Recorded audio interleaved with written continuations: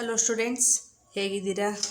Practice ಮಾಡ್ತಾ ಇದ್ದೀರಾ? Geometry, corresponding angles, alternate angles ಎಲ್ಲ ನೋಡ್ಕೊಂಡ್ರಲ್ಲ. ಇಂಟ್ರೊಡಕ್ಷನ್ ಆಯಿತು. ಈಗ ಅದರ ಕಂಟಿನ್ಯೂಷನ್ ಪಾರ್ಟ್ ಮಾಡೋಣ. ನೋಡಿ, ಈ ಥರ ಫಿಗರ್ ಇದೆ.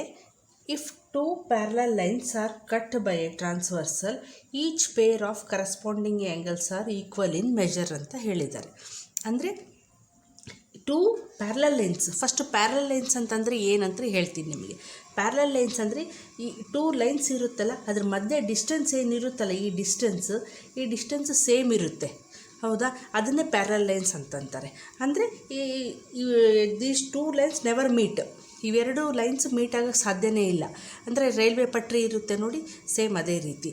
ಅಂದರೆ ಇವು ಹೆಂಗೆ ಸ್ಟ್ರೇಟೇ ಹೋಗ್ತಿರ್ತಾವೆ, ಅದಕ್ಕೆ ಪ್ಯಾರಲಲ್ ಲೈನ್ಸ್ ಅಂತ ಹೇಳ್ತೀವಿ, ಹೌದಾ? ಅಂಥ ಪ್ಯಾರಲಲ್ ಲೈನ್ಸಿಗೆ ಒಂದು ಟ್ರಾನ್ಸ್ವರ್ಸಲ್ ಕಟ್ ಮಾಡಿದರೆ ಅಲ್ಲಿ ಆ್ಯಂಗಲ್ಸ್ ಫಾರ್ಮೇಷನ್ ಆಗ್ತವೆ. ನಾವು ಕರೆಸ್ಪಾಂಡಿಂಗ್ ಆ್ಯಂಗಲ್ಸ್ ಅಂತ ಓದಿದ್ವಿ, ಹೌದಾ?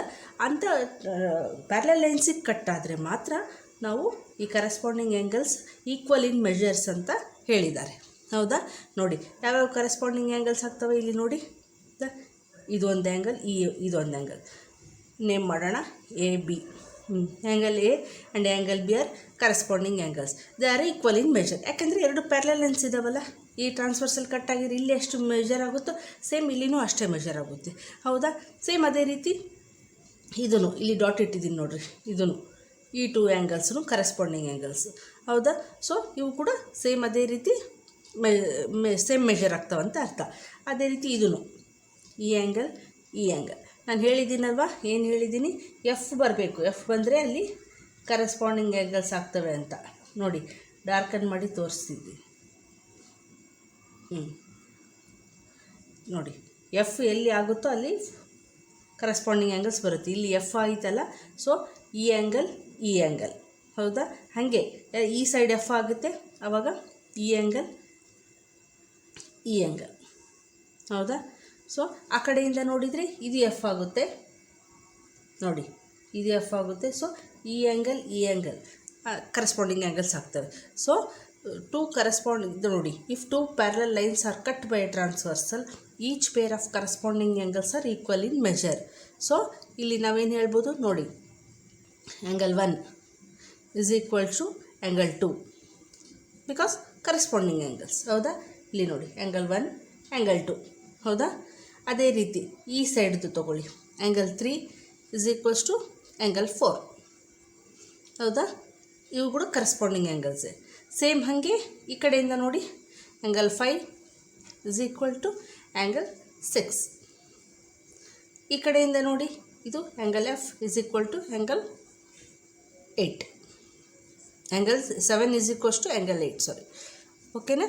ಈ ರೀತಿ ಇದು ಪ್ರಾಪರ್ಟಿ ಅಂತ. ಪ್ಯಾರಲಲ್ ಲೈನ್ಸ್ ಇದ್ದರೆ ಮಾತ್ರ, ಓಕೆನಾ? ಮತ್ತು ಈ ಥರ ನೋಡಿ, ಈ ಥರ ಟೂ ಲೈನ್ಸ್ ಇದ್ದು ಟ್ರಾನ್ಸ್ವರ್ಸಲ್ ಕಟ್ ಆಯಿತು ಅಂತ ಇಟ್ಕೊಳ್ಳಿ, ಇವನು ಕರೆಸ್ಪಾಂಡಿಂಗ್ ಆ್ಯಂಗಲ್ಸೇ, ಇಲ್ಲಿ ಫಾರ್ಮೇಷನ್ ಆಗೋ ಕರೆಸ್ಪಾಂಡಿಂಗ್ ಆ್ಯಂಗಲ್ಸೇ. ಬಟ್ ಇವು ಮೆಜರ್ ಸೇಮ್ ಇರಲ್ಲ, ಹೌದಾ? ಯಾಕೆಂದರೆ ಇವು ಪ್ಯಾರಲಲ್ ಲೈನ್ಸ್ ಅಲ್ಲ, ಹೌದಾ? ಪ್ಯಾರಲಲ್ ಲೈನ್ಸ್ ಇದ್ದರೆ ಮಾತ್ರ ಅವು ಸೇಮ್ ಮೆಜರ್ ಆಗ್ತವೆ ಅಂತ ಅರ್ಥ, ಓಕೆನಾ? ಅದನ್ನು ಅಂಡರ್ಸ್ಟ್ಯಾಂಡ್ ಮಾಡ್ಕೊಳ್ಳಿ. ಮತ್ತು ಪ್ಯಾರಲಲ್ ಲೈನ್ಸ್ ಇಲ್ಲಿದ್ದರೆ ಇದೇ ಫೀಚರ್ಸ್ ಇರ್ತವೆ, ಇದೇ ಪ್ರಾಪರ್ಟಿ ಇರುತ್ತೆ ಅಂತ ಅನ್ಕೋಬಾರ್ದು. ಪ್ಯಾರಲಲ್ ಲೈನ್ಸ್ ಇದ್ದರೆ ಮಾತ್ರ corresponding each pair of corresponding angles are equal in measure.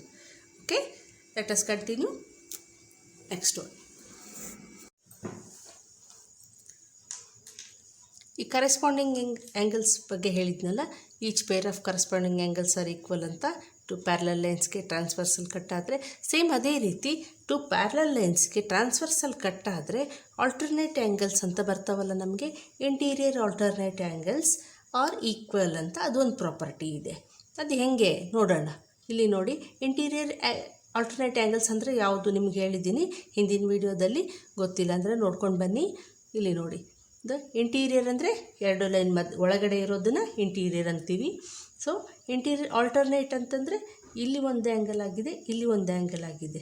Same ಇಲ್ಲಿ ನೋಡಿ, ಇಲ್ಲಿ ಆ್ಯಂಗಲ್ 6 ಆ್ಯಂಗಲ್ 4, ಹೌದಾ? ಇದು ಆಲ್ಟರ್ನೇಟ್ ಆ್ಯಂಗಲ್ಸ್ ಅಂತೀವಿ. ನಾನು ಈಸಿ ಮೆಥಡಲ್ಲಿ ಹೇಳಿದ್ದೀನಿ ನಿಮಗೆ, ಝೆಡ್ ಫಾರ್ಮೇಷನ್ ಆಗಬೇಕು. ಝೆಡ್ ಫಾರ್ಮೇಷನ್ ಆದರೆ ನೋಡಿರಿ, ಇಲ್ಲಿ ಅದಕ್ಕೆ ಎ, ಆ್ಯಂಗಲ್ ಬಿ ಅಂತ ನೇಮ್ ಮಾಡಿದ್ದೀನಿ ನಿಮಗೆ ಗೊತ್ತಾಗಲಿ ಅಂತ. Angle A B are alternate interior alternate angles. Same ಹಂಗೆ ಆ್ಯಂಗಲ್ 1 ಆ್ಯಂಡ್ ಆ್ಯಂಗಲ್ 2 ಇದರಲ್ಲಿ ಈ ಫಿಗರಲ್ಲಿ. ಓಕೆನಾ. Angle 1 angle 2 are interior alternate angles. ಹೌದಾ. So if 2 parallel lines are cut by a transverse, each of the alternate interior angles are equal. ಹೇಗೆ ಅಂತಂದರೆ ನೋಡಿ, ಈ ಫಿಗರಲ್ಲಿ angle 3 is equals to angle 6.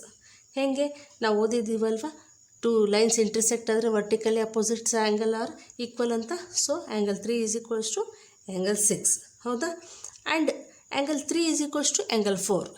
ಈಗ ಓದಿದ್ವಲ್ಲ ನಾವು ಮುಂಚೆನೇ, ಹೀಗೆ ಮೇಲೆ ಓದಿದ್ದೀವಿ. Angle 3 is equals to angle 4. Corresponding angles 2 parallel ಲೈನ್ಸ್ಗೆ ಟ್ರಾನ್ಸ್ವರ್ಸಲ್ ಕಟ್ ಆದರೆ ಕರೆಸ್ಪಾಂಡಿಂಗ್ ಆ್ಯಂಗಲ್ಸ್ ಈಕ್ವಲ್ ಇರ್ತವೆ ಮೆಷರಲ್ಲಿ ಅಂತ. So angle 3 is equals to angle 4 corresponding.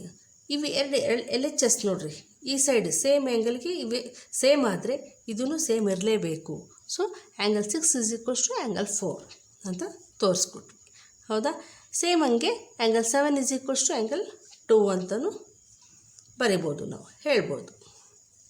Angle 7 is equals to angle 2 because ಇವು ಕೂಡ ಇಂಟೀರಿಯರ್ ಆಲ್ಟರ್ನೇಟ್ ಆ್ಯಂಗಲ್ಸೇ ಆಗ್ತವೆ. ಓಕೆನಾ. Understand. Interior alternate angles. Okay. Next one ನೋಡಿ ಇಲ್ಲಿ. If 2 parallel lines are cut by a transversal, each pair of interior angles on the same side of the transversal are supplementary ಅಂತ ಹೇಳಿದ್ದಾರೆ. ಅಂದರೆ ಇದು ಯಾವ ರೀತಿ ಆಗುತ್ತೆ ನೋಡೋಣ. ಈಗ ಪ್ಯಾರಲಲ್ ಲೈನ್ಸ್ ಇದಕ್ಕೆ ಟ್ರಾನ್ಸ್ವರ್ಸಲ್ ಕಟ್ ಆಯಿತು.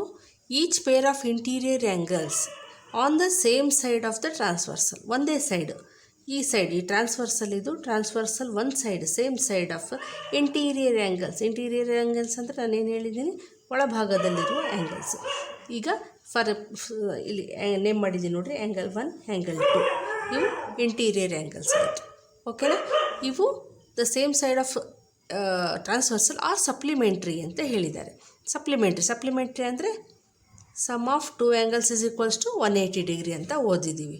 ಹೌದಾ. ಇದು ಯಾವ ರೀತಿ ಆಗುತ್ತೆ ನೋಡೋಣ. ನೋಡಿ, ಆ್ಯಂಗಲ್ 6 ಪ್ಲಸ್ ಆ್ಯಂಗಲ್ 7 180 ಡಿಗ್ರಿ. ಹೌದಾ. ನಾವು ಮುಂಚೆ ಓದಿದ್ದೀವಿ ಲೀನಿಯರ್ ಪೇರ್ ಅಂತ. ಲೀನಿಯರ್ ಪೇರಲ್ಲಿ ಟೋಟಲ್ 180 ಡಿಗ್ರಿ ಆಗುತ್ತೆ. ಹೌದಾ. ಸೊ ಇಲ್ಲಿ angle 2 is equals to angle 7. ಈಗ ತಾನೇ ಓದಿದ್ವಲ್ವ ಆಲ್ಟರ್ನೇಟ್ ಆ್ಯಂಗಲ್ಸ್ ಅಂತ. Interior alternate angles are equal. So angle 2 is equals to angle 7. ಹೌದಾ. ಸೊ ಈಗ ಆ್ಯಂಗಲ್ 2 ಆ್ಯಂಗಲ್ 7 ಸೇಮ್ ಆಯಿತು ಮೆಷರ್. ಸೊ ಆ್ಯಂಗಲ್ 2 ಪ್ಲಸ್ 6 ಇವೆರಡು ಸೇಮ್ ಆಯ್ತಲ್ವ, angle 2 plus angle 7. So angle 2 plus 6 also, angle 6 also the measures sum of 2 angles measures 180 ಅಂತ ನಾವು prove ಮಾಡಿದ್ವಿ. ಓಕೆನಾ. ಅದನ್ನೇ ಹೇಳಿದ್ದಾರೆ ಅವರು. If 2 parallel lines are cut by a transversal, each pair of interior angles on the same side of the transversal are supplementary ಅಂತ. ಇವೆಲ್ಲ properties ನೆನ್ಪಿಟ್ಕೋಬೇಕು. ಯಾಕಂದರೆ ಇದರ ಬೇಸಿಡೆ ಮುಂದೆ ನಮಗೆ ಹೋದಂಗೆಲ್ಲ ಥೀರಮ್ಸ್ ಬರ್ತವೆ, ಪ್ರಾಬ್ಲಮ್ಸ್ ಬರ್ತವೆ ಸಾಲ್ವ್ ಮಾಡೋದಕ್ಕೆ. ಇವೆಲ್ಲ ನಮಗೆ ಪ್ರಾಪರ್ಟೀಸ್ ನೆನಪಿದ್ರೆ ನಾವು ಎನಿ ಟೈಮ್ ನಾವು ಸಾಲ್ವ್ ಮಾಡ್ಬೋದು. ಓಕೆನಾ. ಈಗ ನೋಡಿ, angle 2 plus angle 6 is equals to 180 degree ಹೇಗಾಯಿತು, ಸೇಮ್ ಅದೇ ರೀತಿ ಆ್ಯಂಗಲ್ 7 ಪ್ಲಸ್ ಆ್ಯಂಗಲ್ 4, ಆ್ಯಂಗಲ್ 7 ಮತ್ತು ಆ್ಯಂಗಲ್ 4 ಇದು ಕೂಡ ಇಂಟೀರಿಯರ್ ಆ್ಯಂಗಲ್ಸೇ ಆಯಿತು. ಹೌದಾ. ಅಂದರೆ ಸೇಮ್ ಸೈಡ್, ಈ ಸೈಡ್ ಆಯಿತು, ಇದು ಈ ಸೈಡ್ ಆಯಿತು ಆ್ಯಂಗಲ್ 2 ಪ್ಲಸ್ ಆ್ಯಂಗಲ್ 6. ಇದು ಈ side angle 4 plus angle 7 is equals to 180 degree. ಹೌದಾ. ಪ್ಯಾರಲಲ್ ಲೈನ್ಸ್ ಅಂದ ಕೂಡಲೇ ಒಂದು ಟ್ರಾನ್ಸ್ವರ್ಸಲ್ ಬಂದರೆ ಇಲ್ಲಿ ಇಂಟೀರಿಯರ್ ಆ್ಯಂಗಲ್ಸ್ ಫಾರ್ಮ್ ಆಗ್ತವೆ. ಅದರದ್ದು ಇವೆರಡು ಸಪ್ಲಿಮೆಂಟ್ರಿ ಇರ್ತವೆ ಅಂತ ನಾವು ಪ್ರೂವ್ ಮಾಡಿದ್ವಿ. ಈ 2 angles ಸೇರಿ 180 ಡಿಗ್ರಿ ಹೆಂಗಿರುತ್ತೋ ಸೇಮ್ ಈ ಸೈಡ್ ಕೂಡ 2 angles ಸೇರಿ 180 ಡಿಗ್ರೀಸ್ ಇರುತ್ತೆ ಅಂತ. ಓಕೆನಾ. ಈ ವಿಡಿಯೋ ಇಷ್ಟ ಆದರೆ ಲೈಕ್ ಮಾಡಿ, ಶೇರ್ ಮಾಡಿ, ಸಬ್ಸ್ಕ್ರೈಬ್ ಮಾಡಿ. ನಮ್ಮ ಟೆಲಿಗ್ರಾಮ್ ಗ್ರೂಪ್ ಇದೆ, ಜಾಯಿನ್ ಆಗಿ. ಲಿಂಕನ್ನು ಡಿಸ್ಕ್ರಿಪ್ಷನ್ ಬಾಕ್ಸಲ್ಲಿ ಬಿಟ್ಟಿರ್ತೀನಿ. ಮತ್ತು ಇದರ ಕಂಟಿನ್ಯೂಷನ್ ಪಾರ್ಟ್ ನೆಕ್ಸ್ಟ್ ವೀಡಿಯೋದಲ್ಲಿ ನೋಡೋಣ. Thank you.